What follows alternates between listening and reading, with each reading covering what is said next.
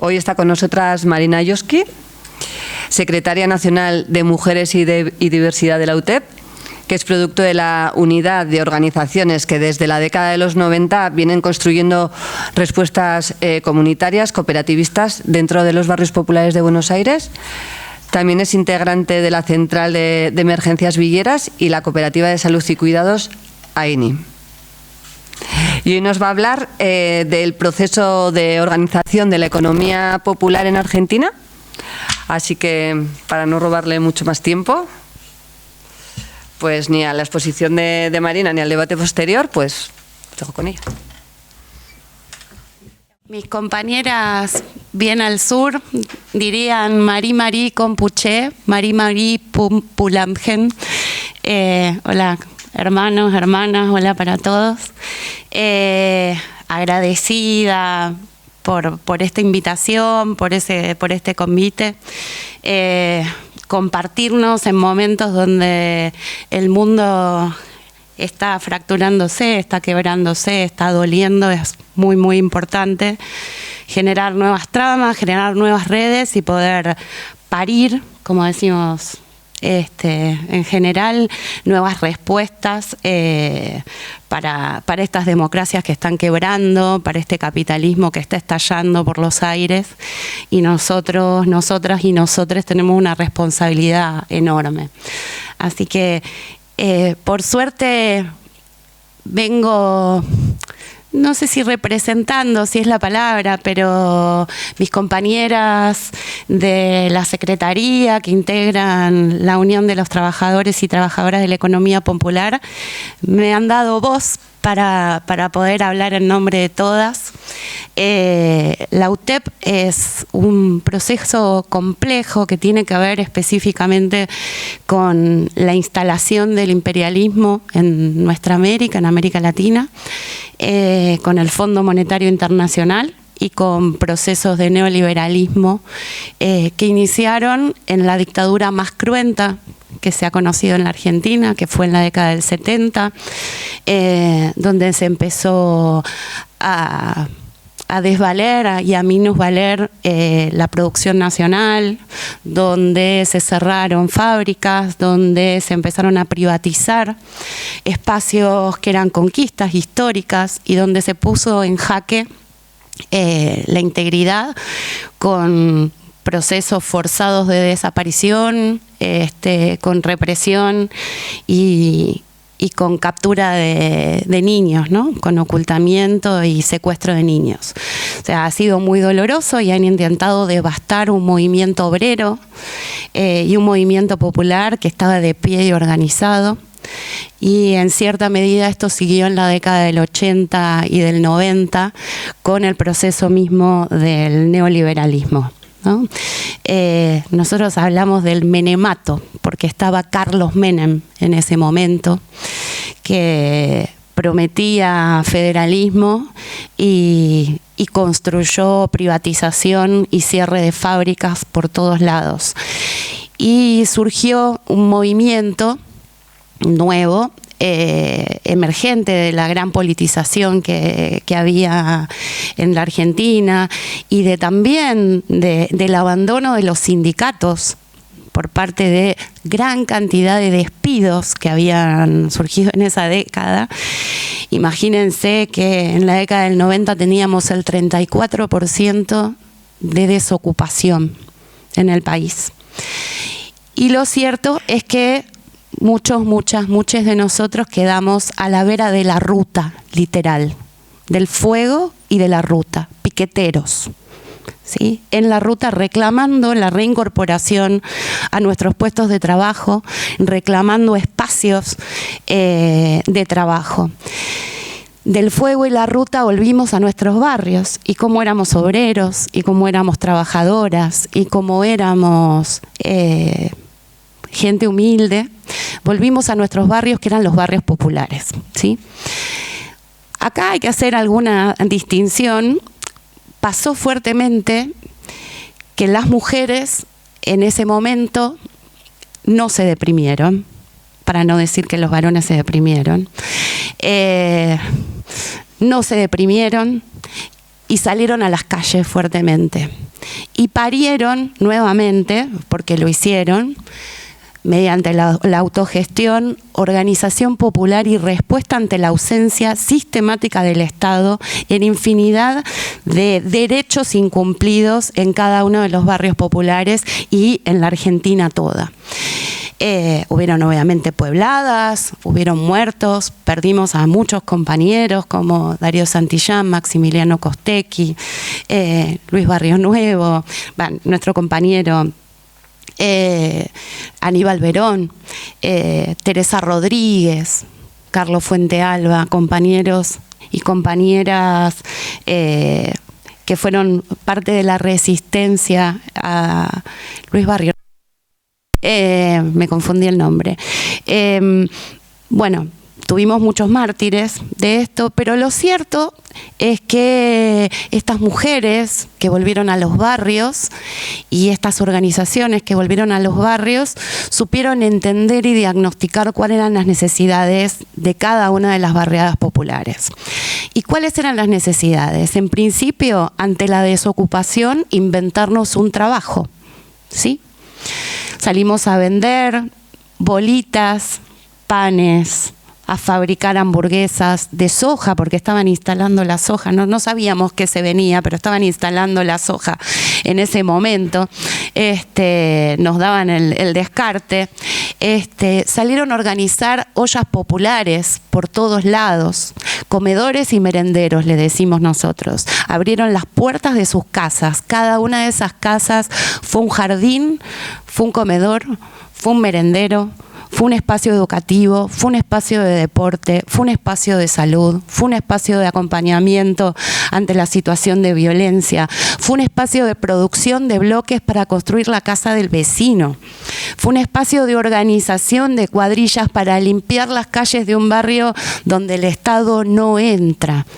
Fue el espacio de construcción de poder popular y de generación de una política pública no estatal, comunitaria, que después disputaríamos a nivel institucional, pero en esos momentos era eso, había que cubrir la ausencia que proponía el neoliberalismo en relación a los derechos, había que cubrir esa ausencia porque son urgencias, porque son necesidades urgentes las que había que cubrir, sobre todo la emergencia alimentaria con esas ollas populares que recorríamos ferias y sacábamos cabezas de pescado y lo que quedaba de una de rezagos de grasa para poder hacer el pan y el rezago de la carne y el rezago de la verdura porque no teníamos nada.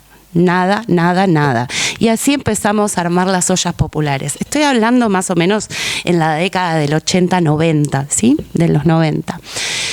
Resulta que cada una de esas políticas y de esas respuestas se fueron profesionalizando, ¿sí? Y fueron construyendo espacios de trabajo específicamente. Lo que primero quería decir es que dos cosas me retrotraigo, ¿no? Porque hoy en una conversación me hizo ruido algo y quiero aclarar. Entendemos que trabajo es transformar un producto, algo, mediante un tiempo y una energía y transformarlo en otra cosa, ¿no?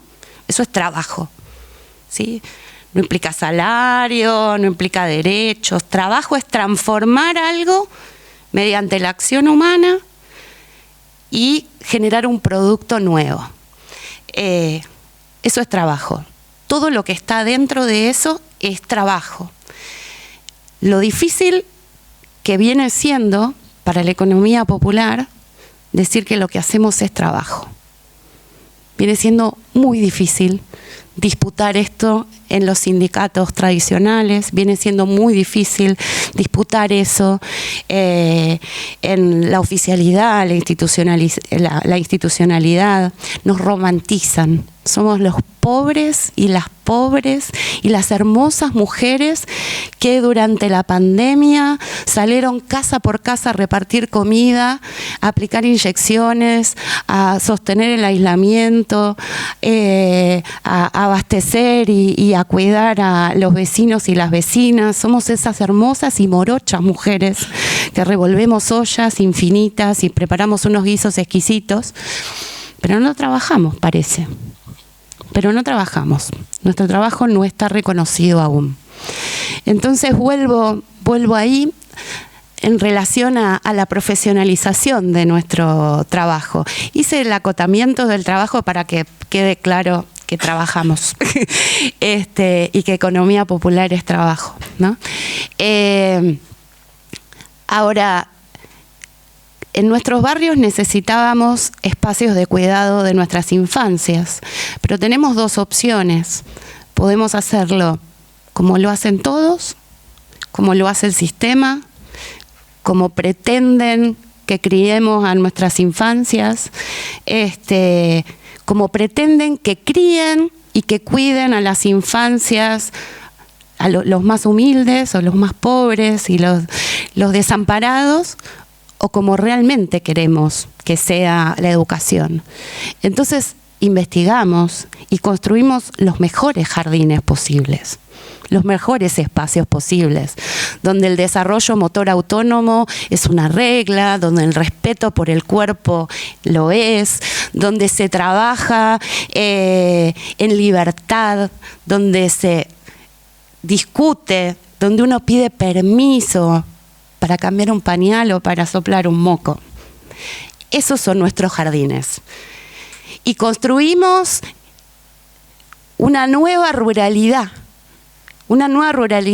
que abraza la tierra, que se centra en que no podemos extraer de nuestra tierra de manera indiscriminada, que tenemos que cuidar, que cada 7 sacamos una, porque tenemos que devolver, que no necesitamos insumos agrotóxicos, que nuestros insumos los podemos convertir en bioinsumos, que podemos compostar, que podemos reciclar y que podemos incluso hacer los mismos bioinsumos que hacen Monsanto y sus séquitos y generar producción acorde. Y pudimos también, cambiamos la forma, hicimos una transición, cambiamos la forma de cultivar y de abrazar a nuestra tierra. Y nos pusimos a construir los barrios. Y nuestros barrios en general no se caen, porque la mayoría somos albañilas, nos sobran vigas, nos sobran estructuras y ese tipo de cosas, porque en general hacemos las cosas, pero tenemos que hacerlo bien. Entonces nos pusimos a estudiar y armamos cuadrillas y armamos cooperativas de construcción y sabemos cómo diseñar un barrio popular que sea digno, que no sea cualquier cosa, que no sea lo que construían los milicos, los militares para nosotros, enjaulados en unos monoblocks. Y lo hicimos cooperativamente, generando fuentes de trabajo para todos los compañeros y las compañeras. Y nos pusimos también en los momentos más duros de nuestro país. Los compañeros salíamos con nuestros carritos de compra a revolver la basura. Y fue así, revolvíamos la basura para ver qué servía. Pero aprendimos con compañeras que le dedicaron mucho tiempo, mucha cabeza, mucha lucha, que podíamos ser promotoras ambientales y nos podíamos organizar como cartoneros, cartoneras, recicladores urbanos y construir un ámbito en la ciudad más digno. Y disputamos lugares en las ciudades, disputamos convenios de cooperativas y tenemos organizados y organizadas a los cartoneros y a las cartoneras, no solamente en la ciudad de Buenos Aires, en todo el país. Y hay organizaciones que tienen un desarrollo gigante en eso. Y también nos dimos cuenta que la mayoría de nosotros y nosotras, migrantes, trabajábamos en talleres clandestinos produciendo de manera, en el ámbito textil, y que no necesitábamos vivir dentro de un galpón y trabajar 22 horas y dormir 2 horas con nuestros críos sin poder alimentarlos y sin poder criarlos. Y rompimos un poquito con eso y construimos cooperativas textiles y nos pusimos a producir, ahí van a ver, ¿sí?, ropa de trabajo, la ropa que se vende en la calle, producimos marcas incluso.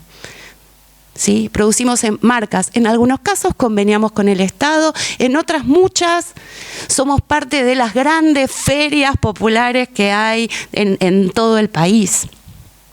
Y dijimos, nuestras casas merecen bloques, y dijimos, nuestras casas merecen tener aberturas de aluminio, y nos pusimos herreros, carpinteros, bloqueros, ladrilleros, a organizarnos cooperativamente.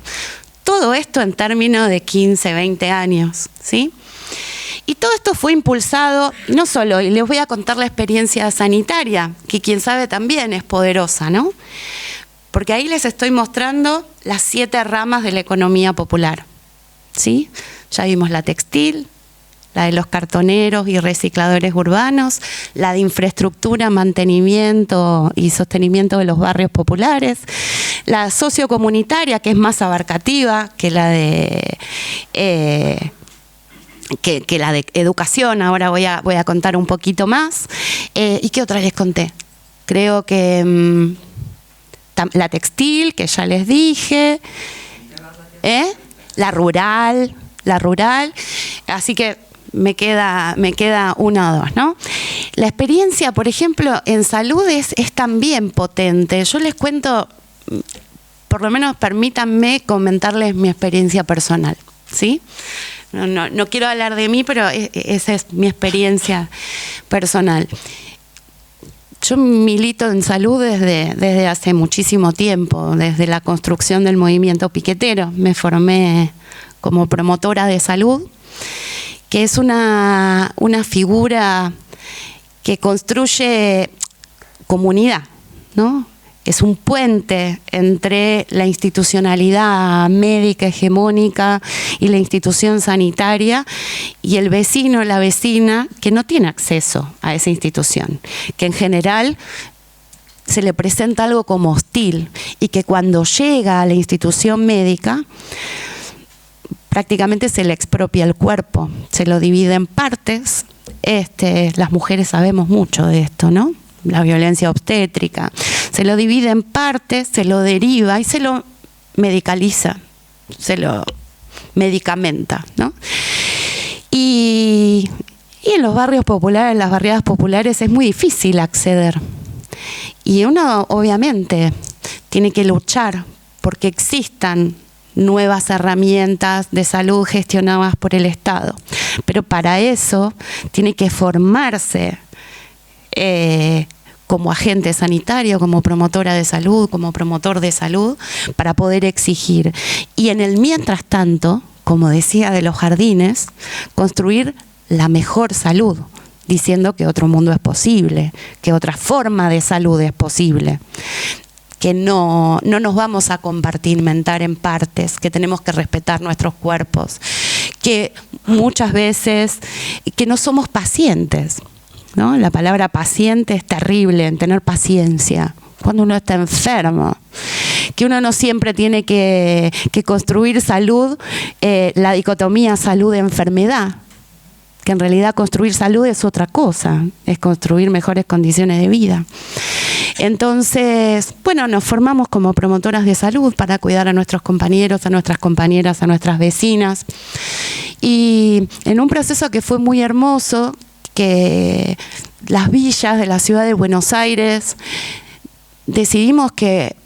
sabíamos que la urbanización de las villas, o sea,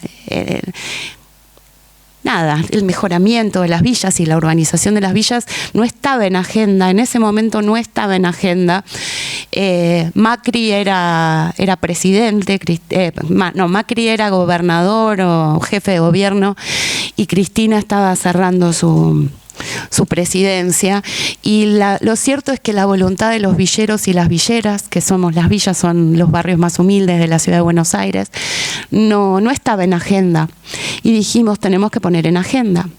Y en medio de la 9 de julio, delegados y delegadas de las villas, de todas las villas de la ciudad de Buenos Aires, frente al obelisco, instalamos una carpa inmensa de 300 metros e hicimos 53 días de huelga de hambre. Se llamó la Carpa Villera y fue un hito para la política en relación a la urbanización, porque luego de eso empezaron las urbanizaciones. Pero durante la Carpa Villera murió un niño por algo que no tendría que haber muerto en la Villa 31 de Retiro, en la Villa Carlos Mujica. Murió por epilepsia, por ahogo, por epilepsia. Nadie tiene que morir por eso, porque se le pone oxígeno y ya está. Pero la ambulancia no llegó, nunca llegó, porque los villeros no tenemos derecho a llamar a una ambulancia. Ustedes acá se enferman, llaman a una ambulancia y vienen. Nosotros allá tenemos que llamar a la policía, porque ser villero implica criminalización. Entonces, una de las reivindicaciones fue: queremos ambulancias en las villas. Y nos dijeron, sí, negros de mierda, les damos una ambulancia. Pero resulta que se pensaron que nosotros íbamos a trasladar mercadería, alimentos, que íbamos a hacer cualquier cosa con esa ambulancia. Pero nosotros con esa ambulancia hicimos 2, hicimos 4, hicimos 6. Nuestras compañeras, porque en las villas se estudia, y hay enfermeros, y hay paramédicos, y hay choferes profesionales, y hay compañeros y vecinos y vecinas con mucha voluntad de cambio y con mucha fuerza interior, y logramos crear una central con respondedores por manzana. Ustedes imagínense que solamente esa villa de Retiro, Padre Mujica, tiene alrededor de 120 manzanas. ¿Sí? Respondedores por manzana. Y logramos crear una central de emergencias que acciona no solamente ante la urgencia y la emergencia, sino con traslados programados. Y luego nos dimos cuenta que gran cantidad de las cosas que atendíamos como emergencias tenían que ver con las condiciones, ya nos habíamos dado cuenta, ¿no? Con las condiciones de vida. Por ejemplo, no hay gas, no hay instalación de luz. En ese momento no lo había. ¿Y esto qué trae? Incendios, donde mueren niños. En general, madres que tienen que ir a trabajar y que no tienen con quién dejar a sus hijos, tienen que dejar cerrado. Y nos tocó enfrentar un par de esos, y nos tocó enfrentar inundaciones en los barrios populares del conurbano bonaerense. ¿Y qué hicimos? ¿Lloramos? ¿Pedimos atención? No. Creamos un cuerpo de rescate comunitario, nos formamos como bomberos, conseguimos una autobomba, autogestionamos nuestras herramientas, nos formamos, nos organizamos cooperativamente y construimos para algunos de nuestros barrios distintos cuarteles de bomberos pensados desde lo comunitario, pensados desde la comunidad y no desde una fuerza que asiste a los vecinos, sino que en una fuerza de los vecinos. Y entre eso, muchas otras cosas. En la formación de promotores y promotoras de salud, nos dimos cuenta que nuestros pibes consumían todos y que había una triple expulsión. Nos habían expulsado de la ciudad a la villa, de la casa al pasillo y del pasillo a la avenida. Y los pibes ranchaban en la avenida y vivían ahí. Y bueno, ¿qué vamos a hacer? Lloramos, rezamos, también podemos rezar, nos organizamos, nos formamos, salimos a la calle, salimos a la lucha y empezamos a construir redes de abordaje y casas comunitarias, algunas convivenciales, otras comunidades terapéuticas, otras casas comunitarias donde se vive, otros centros, espacios de abordaje más transitorios en consumo que se multiplicaron en todo el país. Hay cientos de esos en todo el país. ¿Y qué construimos con eso también? Una política pública. Hoy la agencia, la Secretaría de Abordaje en Adicciones de la Presidencia de la Nación tiene nuestra política de abordaje comunitario en consumos. Tiene esa política y no otra. Obviamente, si viene Milei, van a ganar los narcos, ¿no? Pero bueno, a eso me refería con que la experiencia, la organización, hoy hablábamos con los compañeros, desde los movimientos populares lo que logramos entender desde el cooperativismo en principio es que nadie se salva solo, nadie se salva solo, ¿sí? Y que nos salvamos en comunidad. Y aprendimos que donde hay una necesidad no necesariamente hay un derecho, que es una frase muy usada en la República Argentina.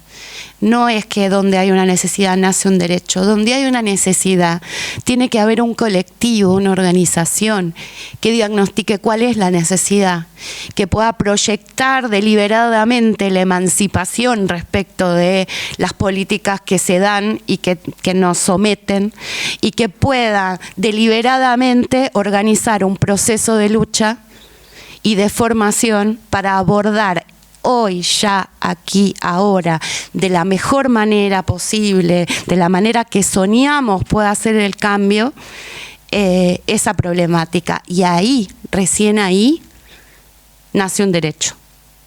Solo ahí nace un derecho.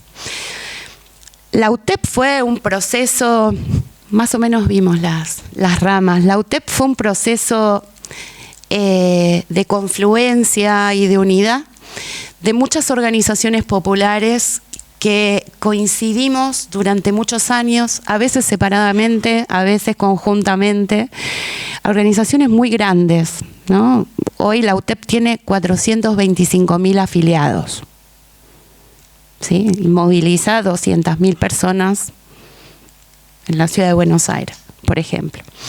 Es un sindicato grande, que le cuesta pensarse como sindicato por todas estas problemáticas que hablamos antes, ¿no? Porque además el sindicalismo de alguna manera, salvo el feminismo sindical, se opone a que seamos un sindicato, porque somos 4 millones de personas que trabajamos dentro de la economía popular, porque nos dicen trabajadores informales y nosotros les decimos que somos trabajadores informalizados, porque hay una voluntad política y económica de extraer la riqueza de nuestro trabajo y que no impacte en nuestros bolsillos. Entonces, es deliberada la informalización. Tranquilamente el sistema podría incorporarnos como trabajadores formales con derechos, ¿no? Pero bueno, el proceso de construcción de la UTEP fue hermoso porque surge de la resistencia y de la unidad y de también construir una política pública. En 2016, la CETEP, que ya les hablé, la Confederación de Trabajadores y Trabajadoras de la Economía Popular, en unidad con sindicatos y con otras organizaciones muy grandes que también venían en ese proceso de construcción de respuestas laborales y comunitarias en cada una de las barriadas populares en todo el territorio nacional, decidieron unirse para luchar por una ley que nosotros le llamamos la Ley de Economía Popular, pero se terminó llamando la Ley de Emergencia Social. La Ley de Emergencia Social regulariza e implementa, en principio, el Registro Nacional de los Trabajadores y Trabajadoras de la Economía Popular, que es, tenemos que saber quiénes somos, cuántos somos, en qué trabajamos, y el salario social complementario. Todo lo que el Fondo Monetario Internacional había había inventado para nosotros como plan social. Nosotros lo transformamos en trabajo, en riqueza y lo convertimos en salario. Después ahora hay como una medio marcha atrás de eso, pero vamos a salir con la institucionalización de la UTEP, creo, o la legitimación de la UTEP como sindicato, vamos a salir a disputar lo que nos corresponde, que es el salario. El salario social complementario es la mitad de un salario mínimo vital y móvil, que es lo que cobra como complemento salarial un trabajador o una trabajadora de la economía popular. Ahora sí, hay un problema. Hay compañeros y compañeros, les dije que había 7 ramas de la economía popular. Hay ramas de la economía popular que tienen un ingreso complementario, ¿sí? El salario complementario y un ingreso complementario. Hay muchas otras que no tienen ni eso, ¿no? Pero porque el salario social complementario no es universal, o sea, hay muy poquitos. ¿Me estoy extendiendo mucho? ¿No? Bueno. El tema concreto es que la ruralidad produce, quién sabe, un ingreso, un plus ingreso por sobre el salario social complementario. La rama textil puede hacerlo. Los recicladores, las recicladoras urbanas pueden hacerlo. De alguna manera, infraestructura y mantenimiento y construcción de viviendas pueden hacerlo, ¿sí? Porque generan convenios o producen algo que es tangible. ¿Qué pasa con una rama enorme que es el de servicios comunitarios, que es la rama mayoritaria de la economía popular? Esas románticas que curan heridas, esas románticas que asisten a los abuelos, a las abuelas, a los adultos mayores, esas cuidadoras que cuidan y educan a nuestras infancias, esas compañeras que abrazan a los pibes en situación de consumo, esas que revolvemos la olla, que cocinamos mate cocido. ¿De dónde sacamos para completar el doble salario? Y ahí viene la necesidad de la agenda, ¿sí? Ahí también el feminismo tiene que ser una respuesta. La agenda de cuidados no solamente es una necesidad y un derecho, es urgente, es urgente. En la República Argentina, el 33% del Producto Bruto Interno está producido por el sistema de cuidados. El 33% del Producto Bruto Interno lo construyen mujeres que no cobran un solo peso por su trabajo. Entonces nos preguntamos, ¿quiénes se llevan eso?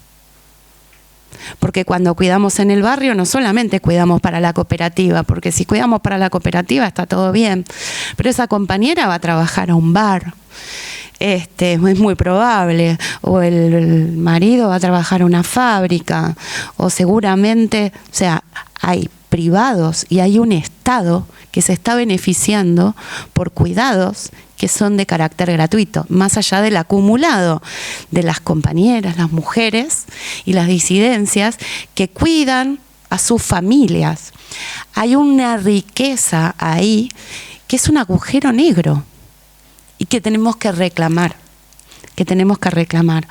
Entonces, para nosotros y nosotras, la agenda de la economía popular, yo quiero que después me pregunten, no sé si fui todo lo clara, todo lo explícita que debería ser, no soy académica, pido disculpas, pero que se entienda por dónde va nuestro cooperativismo, por dónde va el concepto de economía popular. Pero para nosotros y nosotras la agenda urgente es el reconocimiento de ese trabajo que la derecha está concibiendo como no trabajo, ¿sí? Esa expropiación de un valor que se está produciendo, una riqueza que se está produciendo y que está quedando en un agujero negro en todo el mundo.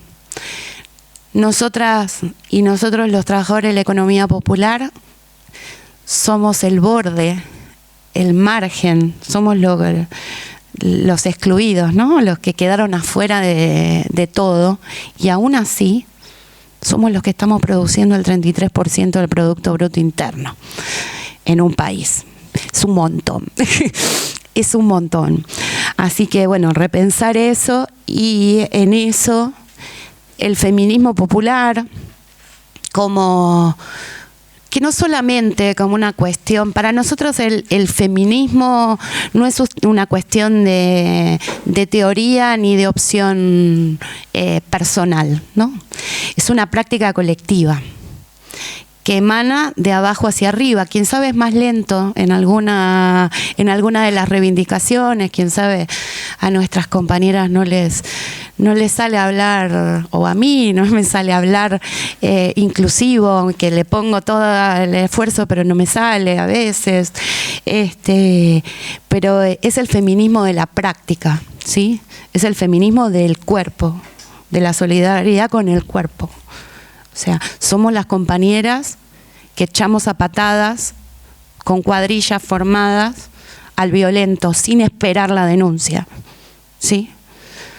Somos las compañeras que cuando una compañera no está haciendo la denuncia le ponemos el cuerpo y utilizamos nuestro teléfono, nuestra tarjeta SUBE, le decimos la tarjeta del transporte, ¿sí? Y utilizamos nuestras herramientas para acompañar a esa compañera. Y somos también las compañeras que cuidamos al abuelo que quedó solo en el medio del barrio y vive en un tercer piso por una escalera caracol. Somos esas mismas compañeras, y eso para nosotros y nosotras es feminismo popular, ¿sí? Y es un feminismo que no lo consideramos únicamente nuestro. Creemos que es un feminismo que tenemos que abrazar todos y todas y todes, porque en la medida que no abracemos el feminismo como una mirada a futuro, como un proyecto de construcción de un mundo nuevo, como una política pública comunitaria, avanza Milei, y se piensan que solamente hablamos de nuestros cuerpos y de nuestros deseos, cuando sí queremos hablar de nuestros cuerpos y de nuestros deseos, pero nosotros lo hablamos en comunidad. Así que para nosotros eso, el feminismo tiene que ser un sur en vez de decir un norte, ¿no? Tiene que ser un sur y tiene que ser parte del sindicalismo que soñamos. En el proceso de la UTEP faltan un montón de cosas, faltan estructurarnos, falta avanzar en la democracia sindical, falta construir la instancia organizativa de las ramas, falta también atravesar varios debates ideológicos, falta compartir experiencias gremiales y sindicales a nivel internacional para poder aprender de ellas y no pensar que estamos haciendo algo nuevo y siempre partir de cero. Nos falta un montón, pero también somos un montón, y eso es una posibilidad enorme. Y hemos hecho cosas muy hermosas que hay que sostener con mucho esfuerzo y que merece también la mirada del Estado, ¿sí?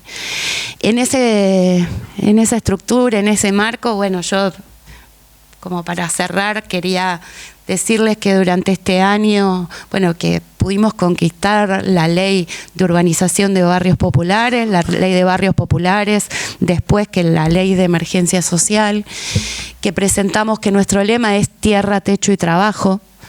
Y tierra, techo y trabajo implica un montón de cosas para nosotras y nosotros.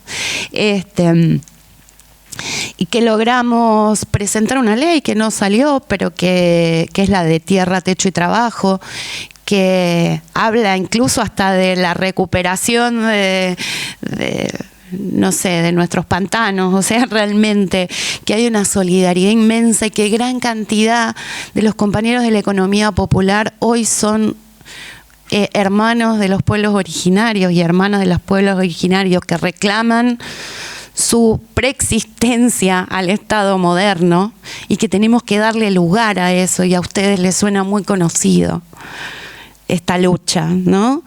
Y que están siendo realmente castigados por los Estados-nación.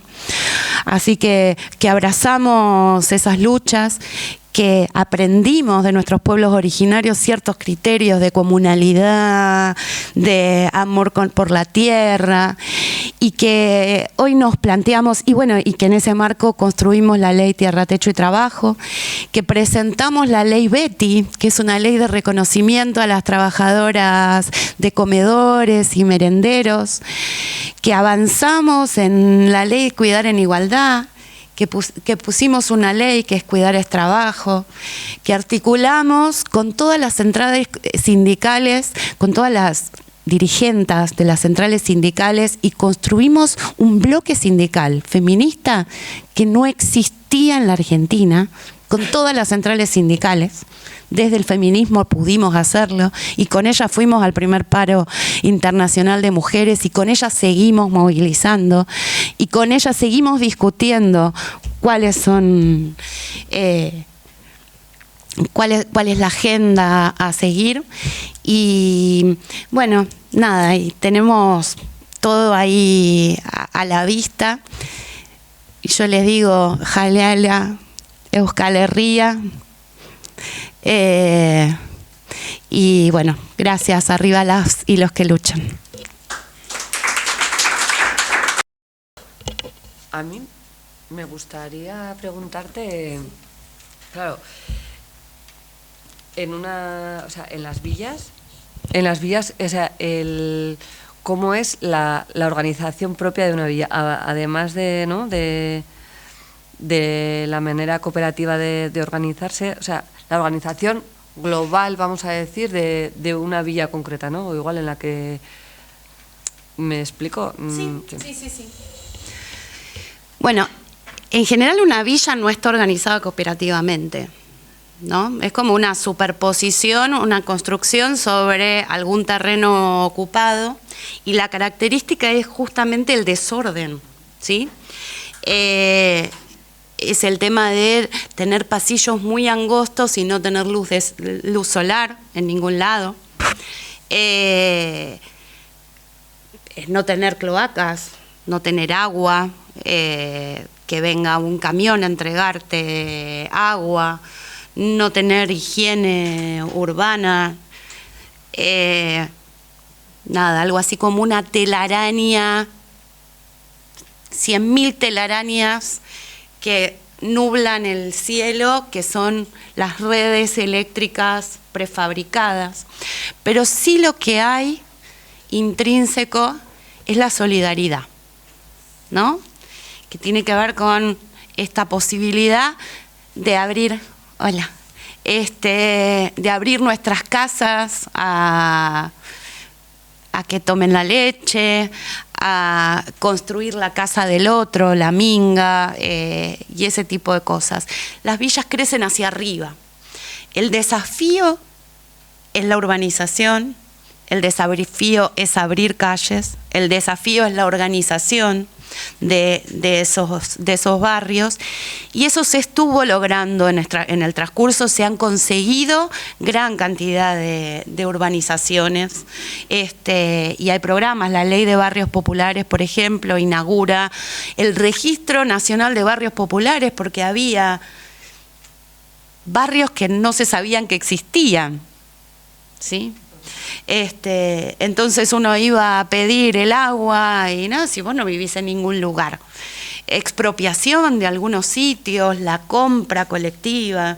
Entonces las villas es algo bien típico de algunas partes del conurbano y sobre todo de la ciudad de Buenos Aires. En otros lugares hay asentamientos y barrios populares que, quién sabe, tienen más separación, pero las villas son nucleamientos habitacionales muy, muy, muy compactos.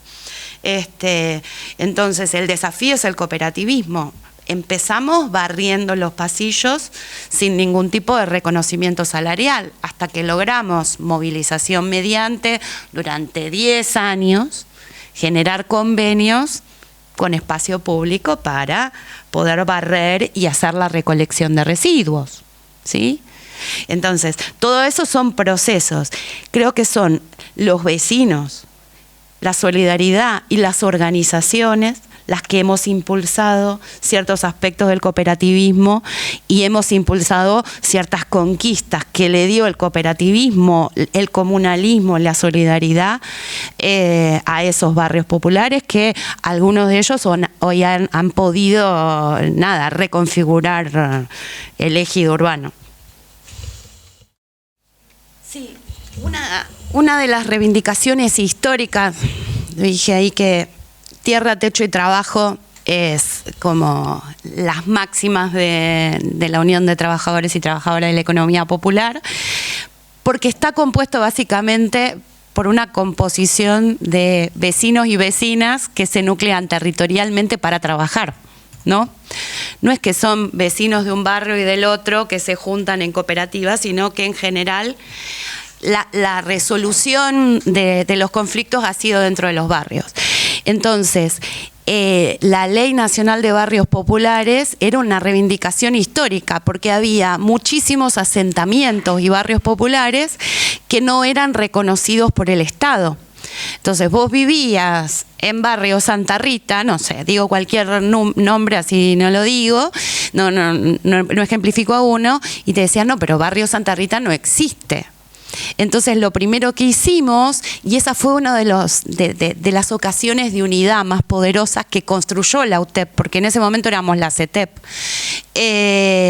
hicimos el Censo Nacional de Barrios Populares, ¿sí? El Registro Nacional de Barrios Populares, y nos dimos cuenta que había más de 6.000 barrios populares y muchos no estaban reconocidos. Entonces, cuando uno reconoce, tiene la posibilidad de gestionar política pública. Entonces, esos barrios hoy, cuando son reconocidos, pueden gestionar una escuela, un Zoom, una vereda, agua, un certificado de vivienda. Porque ¿qué es lo que nos pasa a los vecinos y las vecinas de barrios populares? Nosotros no conseguimos trabajo porque no podemos poner Manzana 1, Casa 28. No podemos. No podemos poner un domicilio sin casa. Y eso nos pasa si nuestros barrios no están reconocidos, si nuestros barrios no tienen calles. Entonces, esa fue una lucha histórica que, de hecho, logramos que en diputados y en senadores, y eso creó el RENAVAP, el Registro Nacional de Barrios Populares, luego el censo, y en esta gestión de gobierno se creó la Secretaría de Integración Sociourbana con un fideicomiso que asiste a los barrios populares con un plan de obra en diferentes obras, baños, obras tempranas, mejoramiento cultural y también mejoramiento del entramado urbano en todo el país. Entonces, esa ley trajo la Secretaría de Integración Sociourbana, que hoy es política pública. Es variable, estamos hablando de mucha gente, muchas organizaciones. Cada organización tiene su forma organizativa. Obviamente que cada cuadrilla, cada cooperativa puede ser formalizada o no, ¿no? O sea, hablamos de unidad productiva, ¿no? Tiene su dinámica. Hay unidades productivas que son más democráticas, otras que no. O sea, esa también es una lucha gremial que vamos a tener que dar, ¿no? Nosotros tenemos que poder armar un estatuto del trabajador, la trabajadora autogestionario dentro de la economía popular y determinar cuáles son las formas orgánicas y las tareas. Digo, desde lo que yo conozco, sí, uno trabaja hay cooperativas o hay estructuras que se arman entre 5 compas y otras que se arman entre 50 a 100 compañeros y compañeras, tienen sus reuniones, definen los cursos de acción, pero cada una conquista cada organización o cada estructura conquista de diferente manera, mediante la negociación, mediante la lucha, mediante la prepotencia del trabajo, ¿no? Uno trabajando se visibiliza de alguna manera y en algún momento tenés que poder negociar, ¿no? Pero no hay una forma cerrada de cómo se organiza un nucleamiento productivo, ¿no? En los lugares más cerrados, por ejemplo, hablo de la Central de Emergencias Villeras, y nosotros tenemos asamblea semanal, planificamos, somos parte de una estructura social más grande, tenemos articulaciones políticas aparte, somos parte de las redes de salud, etcétera, etcétera, etcétera, y también hay algunos compañeros que responden a una de las organizaciones de UTEP, por ejemplo. Esa es la estructura. ¿Qué es lo que decimos? Es mitad del salario. Se supone que nosotros tendríamos que trabajar 20 horas semanales por muy poquito dinero, ¿sí? Porque no tenemos otro ingreso. 20 horas semanales porque se supone que con un salario mínimo uno tiene que trabajar 40 o 45. ¿Y es digno cobrar eso? No. Bueno, somos más, decidimos trabajar 12 o 15 y trabajamos 12 o 15 y cumplimentamos esas 12 o 15 horas en control de los propios compañeros y compañeras, y nos permite todos trabajar, tener otras actividades, poder militar y activar y tomar otras responsabilidades y decir, por más que seamos trabajadores de la economía popular, y justamente porque somos trabajadores de la economía popular, tenemos que cobrar un sueldo digno. Entonces, como mínimo, trabajamos las horas que correspondería. Es poco, lo que fuera, pero que correspondería. Entonces, ese es un criterio interno. Habrá organizaciones que trabajan 20 horas, pero los consensos internos se dan internamente o se dan intra-unidad productiva. Hay unidades productivas, yo acá les traje Calzados del Sur, Mandarina, un par de Mujeres de la Tierra, que no está dentro de UTEP, pero que coordina con la Secretaría sobre saberes ancestrales, plantas medicinales, que tienen todas esquemas distintos de cooperativismo y de participación, y todos muy hermosos, ¿no? Yo creo que superar eso es construir la herramienta gremial que necesitamos. Hay que superar la instancia de que haya muchas organizaciones. Van a seguir habiendo muchas organizaciones, pero tienen que haber criterios consensuados por todos sobre cuáles son las tareas, cuáles son las formas organizativas, de qué manera se ejerce la democracia sindical y cuáles son los derechos de los trabajadores de la economía popular. Todos. Pero ¿cuáles son? Así que eso, no sé si respondí. Bueno, en principio el proceso de institucionalización o de legalización, ya tenemos la personería social y el 29 de noviembre hay elecciones, porque la anterior comisión directiva y el secretariado lo habíamos elegido entre las organizaciones y hoy hay elecciones para formalizar el sindicato. Se hizo una campaña de afiliación, se afiliaron, no sé si son 430, 425.000 compañeros y compañeras de unidades productivas. A partir de las elecciones se presentan al Ministerio de Trabajo y nos oficializan como unión sindical. Hay un debate, porque por ejemplo en la página de UTEP hablan de que es un sindicato que quiere entrar en la CGT. Seguramente va a haber organizaciones que tengan resistencia a eso y al inicio, y sí, los sindicatos les cuesta, porque imagínense que somos 4 millones de personas. O sea, cuesta un montón imaginar que no somos solamente movimientos sociales, cuesta un montón decir que somos trabajadores. Por eso hablé de lo maravilloso de la construcción del bloque sindical feminista. La primera reivindicación con la que salimos fue: trabajadoras somos todas, punto, no hay más discusión. No hay más discusión. Eso es solidaridad sindical, eso es nada, la cuestión activa, ¿no? el proceso de formalización ya está cerrando este año. Y a partir de este año, obviamente ya hay un estatuto, está todo cursando, es poner en marcha la dinámica sindical. Hay que poner en marcha, porque por ahora venimos funcionando como una coordinadora de organizaciones, ¿no? Porque es muy difícil, son organizaciones históricas y muy grandes, ¿sí? Que no van a poner en juego sus propias unidades productivas. Entonces hay que saltar esto y empezar a recortar cuáles son las gremialidades específicas de cada una de las ramas, cuáles son las tareas específicas de cada una de las secretarías. Eso le va a dar cuerpo y le va a dar más profundidad a la coordinación sindical. Obviamente que no todo el mundo piensa que somos trabajadores y trabajadoras, por eso llego acá a la charla y digo, bueno, trabajo en modificar, modificar mediante el esfuerzo humano y un tiempo un producto, porque no queda muy claro.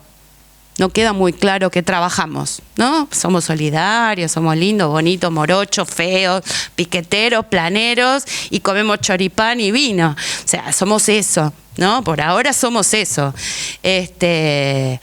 Para cómo somos migrantes, o del interior del país, o somos migrantes, o sea, somos los más feos de todos para un trabajador que está formalizado y que, quién sabe, gana bastante bien. Entonces va a costar, pero yo creo que nuevamente el feminismo del ejemplo, ¿no? De bajar las cosas a tierra, poner la claridad, hablar de clasismo, volver a pensar la lucha de clase en otra clave, o en la misma clave, pensarnos como parte de la lucha de clase y finalmente conseguir el reconocimiento. Si no hay reconocimiento como trabajadores, nuestros sindicatos no tienen ningún sentido, así que esa es la lucha. Hay bastantes colectivos así, sí.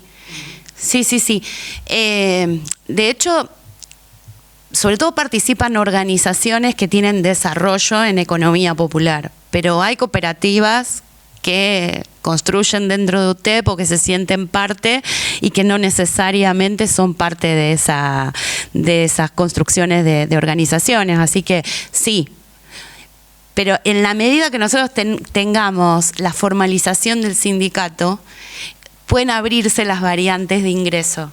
Eso es lo maravilloso, pueden abrirse las variantes de ingreso y la capacidad de negociación. Una cosa que no les dije es, nosotros exigimos la incorporación al Consejo del Salario Mínimo Vital y Móvil, como cualquier otra central sindical, paritaria, ¿sí? Y nos hablan de paritaria social y no sé qué, y nos armaron un Consejo de la Economía Popular. No queremos discutir con nosotros mismos. Queremos discutir con quienes discuten y junto a quienes discuten el salario mínimo vital y móvil. Esas son las brechas que la institucionalización nos permite. No queremos, está bien, seamos parte del Consejo de la Economía Popular para planificar políticas públicas para el sector, pero el salario lo discutimos en el Consejo del Salario junto con el resto de los sindicatos. En general, la fábrica de zapatillas es hermosa. No, en general son las organizaciones que pueden canalizar los saberes y las necesidades de, sobre todo los saberes preexistentes de trabajadores de la economía popular. Quien estaba en un taller clandestino produciendo zapatillas y vos detectás que hay 15 compas que estaban en un taller clandestino produciendo zapatillas y poniéndole una marca, bueno, generás una herramienta cooperativa, tratás de juntar máquinas y no sé qué, y se ponen a trabajar todas juntas. En general, ese es el proceso que, quien sabe, es más difícil de entender. No es que son un montón de cooperativas sueltas, sino que responden a procesos organizados por organizaciones sociales, que pudieron entender las necesidades de esos barrios, de esos grupos humanos. Es eso. Esta cooperativa, por ejemplo, la de Calzados del Sur, es de una organización que se llama Barrios de Pie, ¿sí? La La otra cooperativa es mujeres de la tierra. Hay otra cooperativa que se llama Mandarinas. O sea, hay un montón de cooperativas. Estamos hablando de miles de cooperativas que están dentro de la UTEP y están intermediadas por sus propias organizaciones. Entonces, lo que tenemos que lograr es que también estén integradas a la UTEP, no solo a través de sus organizaciones. Es eso. Esa es la complejidad que hay que romper. Quién sabe, con la gremialidad uno lo puede conseguir un poquito más. Igual van a seguir siendo parte de esas organizaciones, ¿no? Como proyecto político. Pero tener como objetivos comunes, prácticas de trabajo comunes y reclamos sectoriales comunes también. Es eso. Lo que sí, por ejemplo, las cooperativas textiles han logrado cosas hermosas, como por ejemplo estar en espacios más amplios, trabajar menos cantidad de horas, tener espacios de cuidados y de lactancia en esos mismos lugares, o sea, poder pautar otras formas de producir a nivel textil y a nivel calzado, que en general son industrias de muchísimo destajo, de muchísimo trabajo a destajo.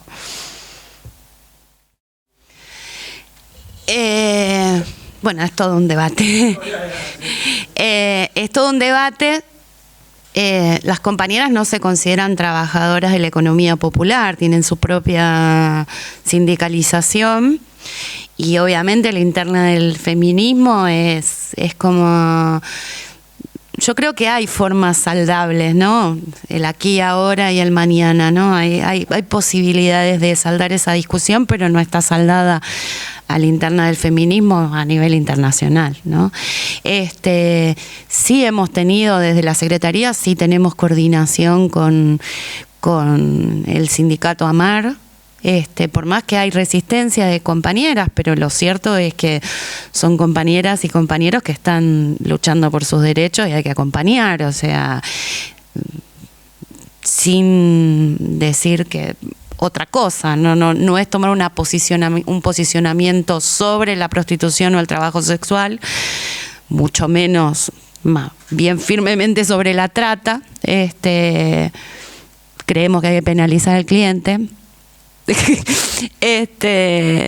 Pero bueno, de alguna manera, pero no es un debate saldado, ni tampoco como que siempre le rehuimos, ¿no? Siempre le rehuimos porque es complejo de saldar y porque lo que genera es divisiones y lo que nosotros necesitamos es unidad. Y ahí donde las compañeras nos necesiten vamos a estar, sin poner en juego ningún debate ideológico. Es eso. En esto que hablamos, venimos construyendo hace muchísimo tiempo salud popular comunitaria, ¿no?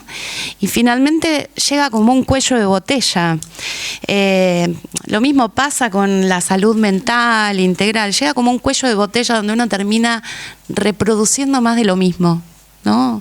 Termina siendo el que sabe versus el que no, medicalizando dolores, abrazando dolores en vez de fortalezas, o sea, y entra como en un circuito desde donde termina reproduciendo un hospital público, sin posibilidad de reflexión. Y en esto, recuperar... hay una historia muy cortita. ¿Cuál fue la primera propiedad privada? ¿Cuál es la primera propiedad privada existente? La mujer. La mujer. Entonces, división sexual del trabajo, la mujer, cambio de esposas, etcétera, marcar territorios, la necesidad de poseer el útero femenino para controlar descendencia, etcétera, para controlar herencia, etcétera, la forma de asentarnos. La mujer empieza a establecerse, no es que empieza a establecerse, se la somete a la producción de los cuidados y de la pequeña casa recolección, que aporta un montón de calorías, aporta un montón de riqueza, pero no es reconocida.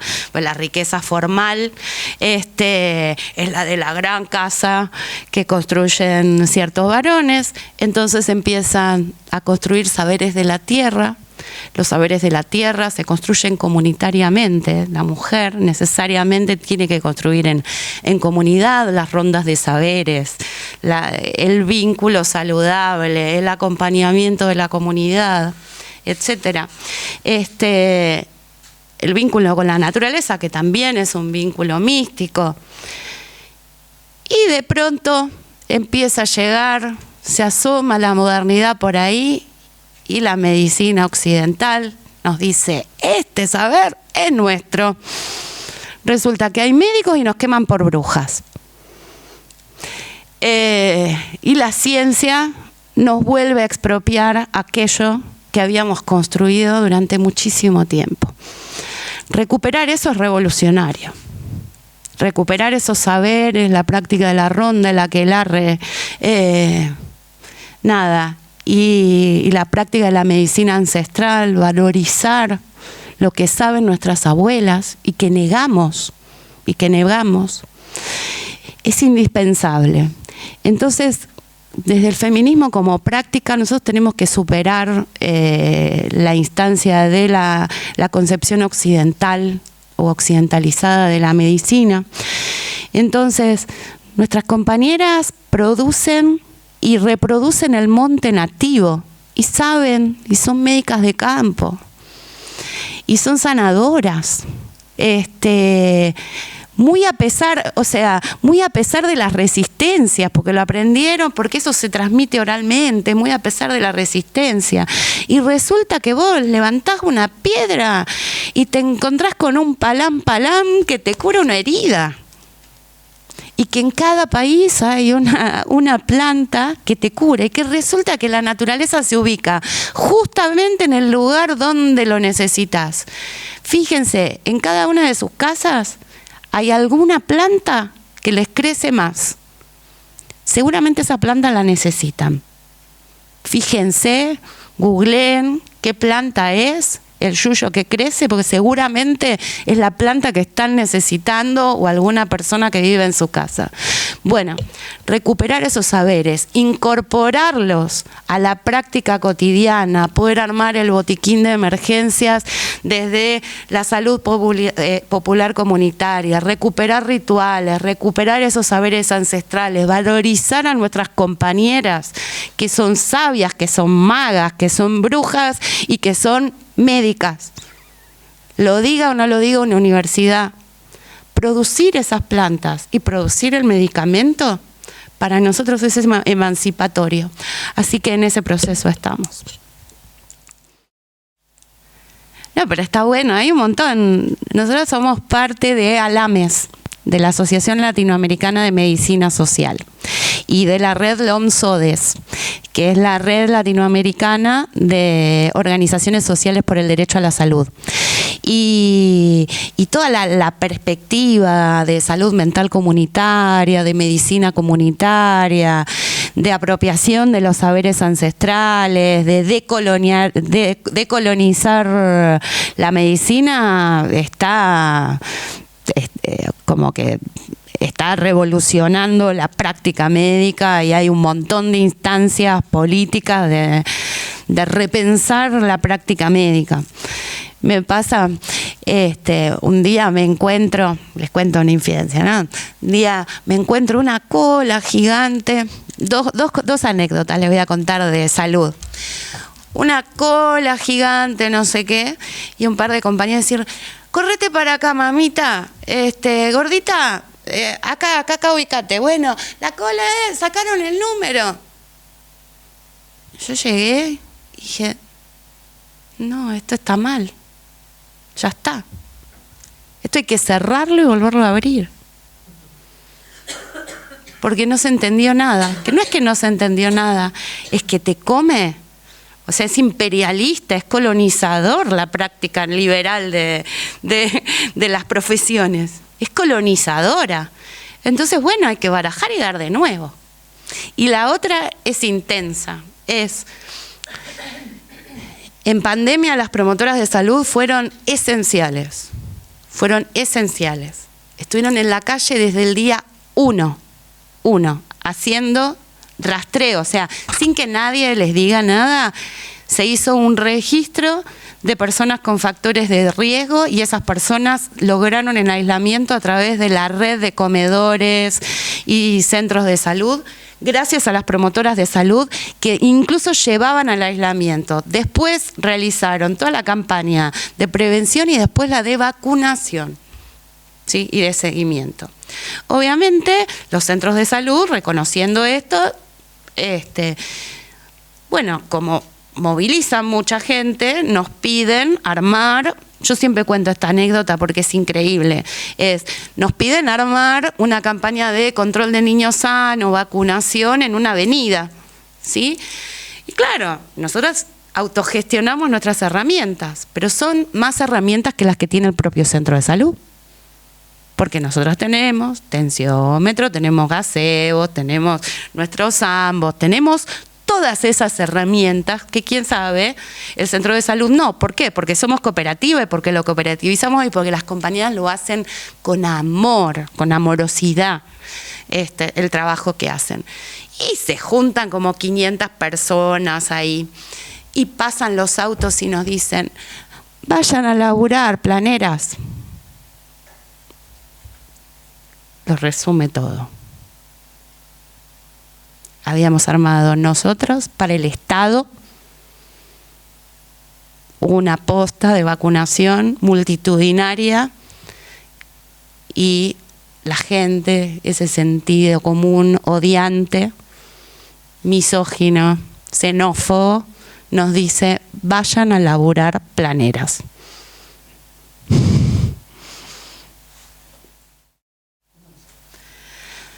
No, es que no solamente la UTEP abarca mucho más que las villas, ¿no? Las villas son en la ciudad de Buenos Aires y eso. Eso es como dialéctico, ¿no? Muchas veces una llega a la economía popular por necesidad, ¿sí? La destreza está en politizar esa necesidad, ¿no? Y es darle un contenido, ¿no? Y una práctica, no solamente un contenido político, sino una práctica concreta que ordene y que emancipe a la vez. Eso es una. Y otras veces uno llega por convicción.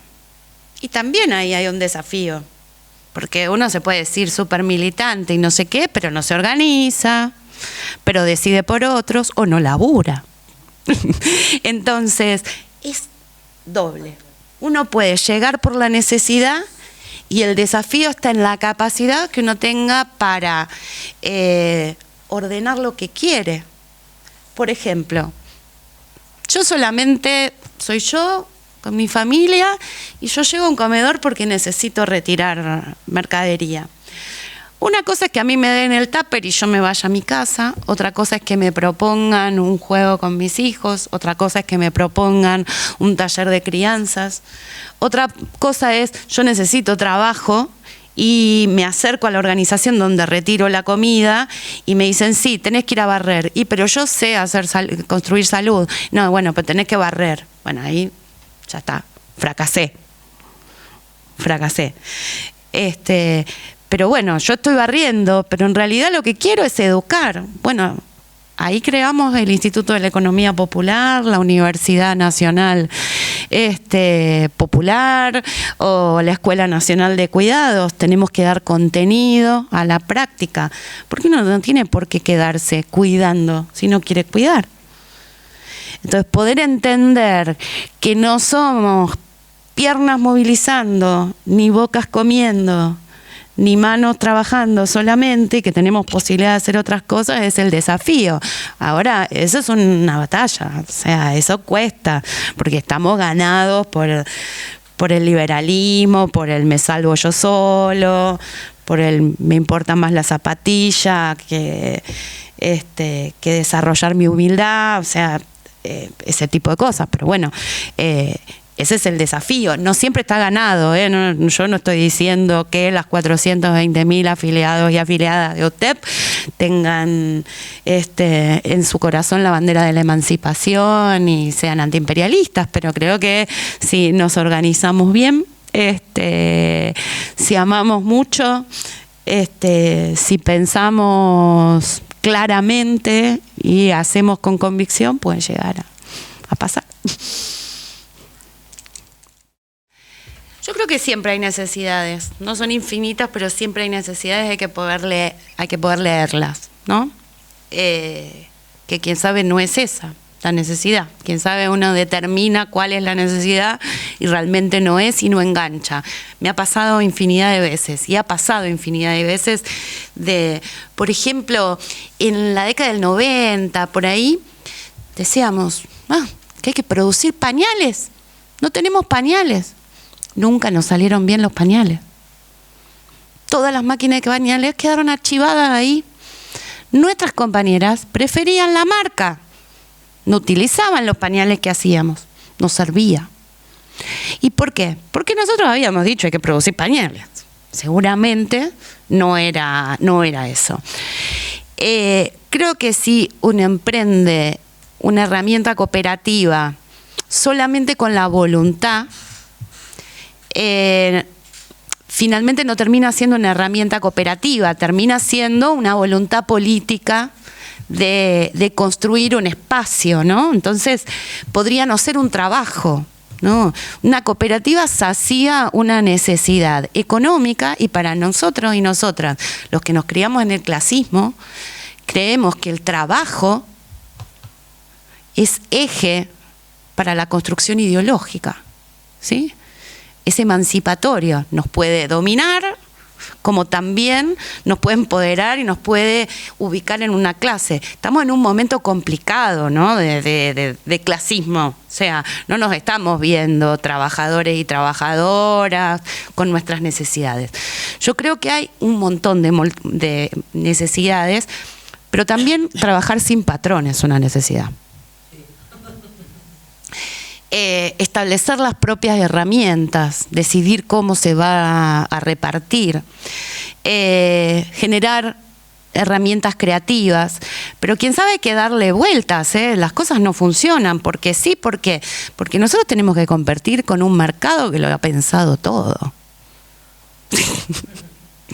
Lo he pensado todo. Entonces, necesitamos financiamiento del Estado, como lo hablábamos hace un ratito. El Estado financia todas las mega empresas con dones a impuestos, etcétera, todas las mega impuestos. Nosotros también necesitamos eso. Necesitamos fortalecimiento para poder emprender una cooperativa. Y que no sea una empresa. Hay una diferencia entre cooperativismo, economía popular y emprendedurismo. Todo el mundo habla de emprendedurismo, emprendo. Eso es una empresa y no establece redes. Y después, bueno, el cooperativismo, el mutualismo. Por eso, quien sabe, es importante. Yo estoy en una cooperativa que se llama AINI, que significa reciprocidad, ¿no? Que significa cooperativismo para los pueblos andinos. Y bueno, es eso, es pensar comunidad a través de una cooperativa, leyendo qué es lo que sabe hacer el colectivo y qué es lo que quiere hacer. Porque quien sabe no quiere atender un bar, quiere hacer otra cosa. Entonces, y eso lleva un tiempo, no lleva ni una, ni dos, ni tres asambleas, lleva ensayo y error, ensayo y error, ensayo y error. Así que es eso, hay que dar respuesta. La respuesta de la necesidad es la respuesta de la voluntad del colectivo. Esa es la necesidad. De la voluntad del colectivo y no de esas ideas que se nos ocurren. Sí, obvio. Yo me mudo acá y me armo el bar, porque me parece que hay que hacerlo. Ahora no sé si todos y todas piensan lo mismo, entonces eso hay que laburarlo. Y quién sabe funciona mejor otra cosa, cooperativamente, recíprocamente, con amor. Estamos viviendo en ambientes laborales perdón, lo voy a decir, de mierda, o sea, horribles, con competencia, con cosas espantosas están sucediendo. Bueno, mejorar eso es una gran necesidad, es un gran desafío. Sí, te voy a contestar la segunda primero, porque es más sencilla. Ya somos una herramienta de contrapoder que durante un tiempo estuvo media dormida, esta gestión estuvo media dormida, pero que logró torcer y derribar al macrismo. O sea, sí ya somos una herramienta poderosa. Bueno, después les voy a compartir el videíto, que es un desastre, pero les voy a compartir el videíto con las imágenes. Somos un... y para esta gestión, que fue muy mala, logramos puestos institucionales muy importantes, ¿no? Que no sé si les sirvieron o no al sindicato, ni a las reivindicaciones, sí a las organizaciones o no, pero bajamos muchas banderas. Las organizaciones que integran UTEP son aquellas que tienen diferentes posicionamientos ideológicos, y esto también lo hablamos hoy durante el día, pues fue muy enriquecedor todo el día, ¿no? Y nos ha pasado, que creo que pasa a nivel mundial, ¿no?, que las organizaciones nos fuimos institucionalizando de alguna manera o bajando los niveles de conflictividad, no solamente en la calle, sino la lucha ideológica, ¿no? El proyecto estratégico, no el táctico, ¿no? El proyecto estratégico en el largo plazo. Porque dijimos, bueno, sí, lo que pasa es que hay sectores que finalmente te dicen, no sé, el Partido de la Revolución y esto no sucede más. Entonces vamos por la reforma. Y en realidad la pifiamos, no es así.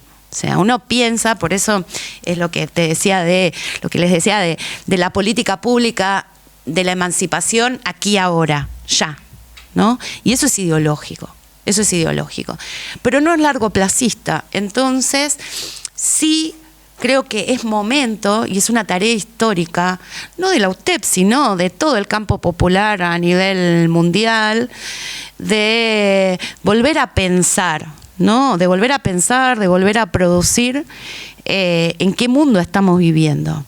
Pues puede haber mucha cosa escrita y eso, pero evidentemente las organizaciones no están pudiendo plasmar contrapoder o doble poder o una resistencia a lo que se viene, porque tenemos un mundo en guerra, porque se están disputando bloques continentales, porque en América Latina nos están expropiando el litio, porque el agua está siendo escasa, porque tenemos que pensar la forma en que cuidamos la tierra, porque tenemos calentamiento global y porque no estamos pudiendo resolver la unidad del campo popular. Entonces tenemos una tarea histórica, que es volver a ideologizar, sin pensar en marcianos marxistas, ¿sí?, sin desmerecer nada, ¿no?, pero sin pensar de manera extraterrestre, bajarlo al territorio, pero bajarlo de una manera pragmática, y porque acá está Vox, porque ganó Bolsonaro, ahora ganó Lula, pero porque estuvimos a Bolsonaro, porque está Trump ahí, porque hay alguien en Italia dando vueltas, porque hay una guerra genocida de Israel con el Estado palestino, con el pueblo palestino, porque hay una guerra de la OTAN en Ucrania contra Rusia, o sea, porque Europa avanza y extrae los recursos de África y los compañeros no tienen agua, no tienen agua. Estamos en un, perdón, ¿no?, pero estamos en una brecha, en un momento de crisis del capitalismo. Y si nosotros no tenemos una respuesta ideológica a esto, no tenemos un proyecto político que no sea el progresismo, y la verdad que la estamos pifiando. Y eso la estamos pifiando todos, no es de la UTEP, es todos la estamos pifiando. Así que a trabajar, a organizarnos cooperativamente, a planificar política pública, pero a volver a leer libros y juntarnos y resolver lo urgente, que es en este momento un mundo en guerra, un mundo sin reconocimiento de los cuidados, una disputa por nuestros bienes comunes, una disputa por el agua. Y hace 10 años uno hablaba de imperialismo y te decían, ¡ay, qué vieja que sos! Y bueno, es hora de volver a sacar la palabra y volver a ideologizarnos. Yo creo que carecemos de esa respuesta hoy como campo popular y que nos la merecemos. ¿Cómo le dicen ustedes a tomar? No, currar es trabajar. Pero eso lo sé, pero recién habías dicho. Privar, eso. Ya se lo dije con quienes estuve, pero para mí es muy emocionante estar acá en Euskal Herria, porque yo tengo casi 50, ¿no? Pero toda mi adolescencia me crié mirando al País Vasco, escuchando la música, viéndolo incluso en Buenos Aires, estudiando sobre la Revolución Española. Odio cuando dicen la guerra civil. Nada, para mí cuando me dijeron de venir era así como muy, muy fuerte, porque tengo mucho romanticismo y mucha mística, entonces caminar las calles me parte la cabeza. Pues muchas gracias.